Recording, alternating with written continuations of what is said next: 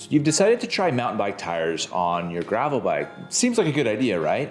Maybe you watched a few Dylan Johnson videos, started following Keegan Swinson on Instagram. Maybe you got really into the Big Sugar Classic, or maybe you're just feeling like your normal gravel tires aren't cutting it. I've been riding 29 by 2 inch Maxxis Ikons on my Specialized Crux with Cadex AR35 wheels for the last couple weeks, even taking this setup on a trip to Mammoth to see just how far I could get in the snow.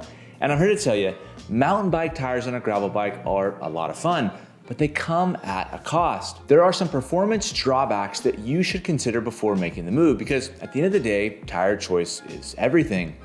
Now, to establish some context, prior to the Maxxis Ikons, I've been riding the new Enve 44mm hex tires, the 40mm Continental TerraSpeeds, and the 42mm Specialized Pathfinder tires, all of which are excellent gravel tires, but I've wanted to max out the tire clearance on the Crux for quite a while based on some recommendations from friends. I'm also going to assume that you have a general knowledge of the difference between gravel and mountain bike tires.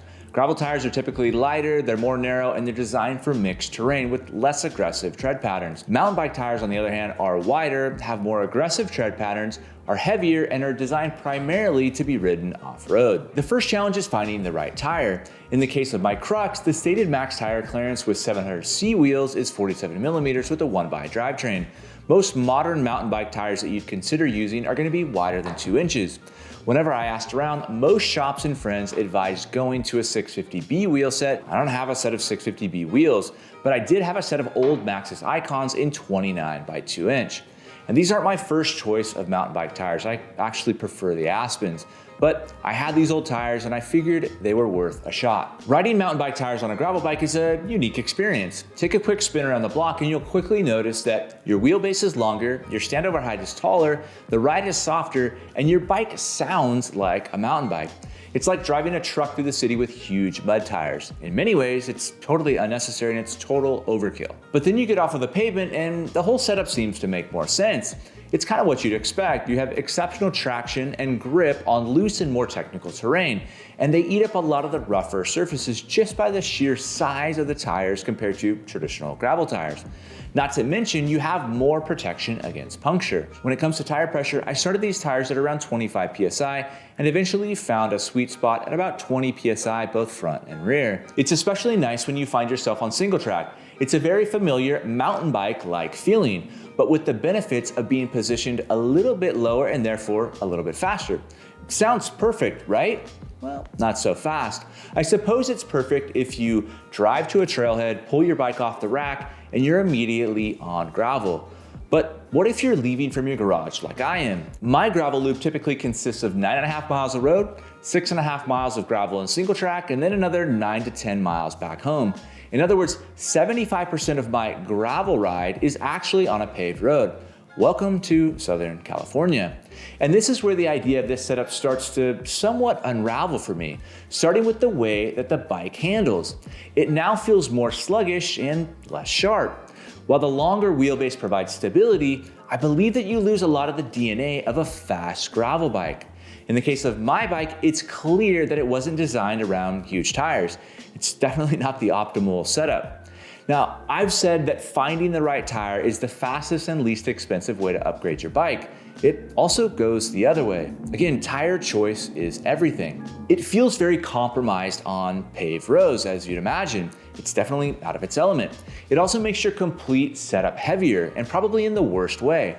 I'm a firm believer that a gravel bike doesn't have to be ultra light. The total difference between a pair of light gravel tires and the Maxxis Ikons is about 400 grams.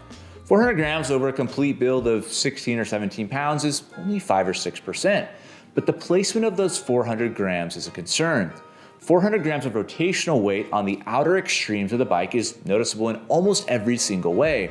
The wheels spin up in acceleration or slower, and as you approach the bottom of a fast descent, well, you're gonna wish that you had bigger rotors and stronger brakes.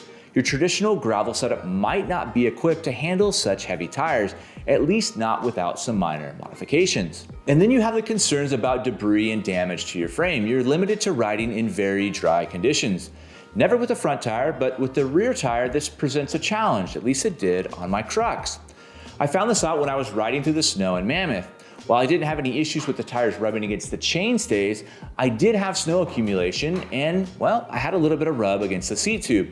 Just some light scratches, but it was a visual reminder of the limitations of these huge tires. Historically, I've always been a fast tire guy. I regularly visit bicyclerollingresistance.com, and it's my belief that you can have a fast tire like the Enve Hex, the Pathfinder, the TerraSpeed.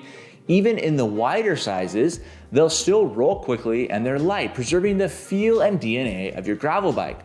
I found that with the mountain bike tires on my gravel bike, the feeling was so close to being on a mountain bike that I'd rather just grab my mountain bike. Which is funny because on the other end of the spectrum, when I ran 28mm road tires on the Crux, I ultimately felt like it was so close to a road bike that I'd rather just grab my proper road bike.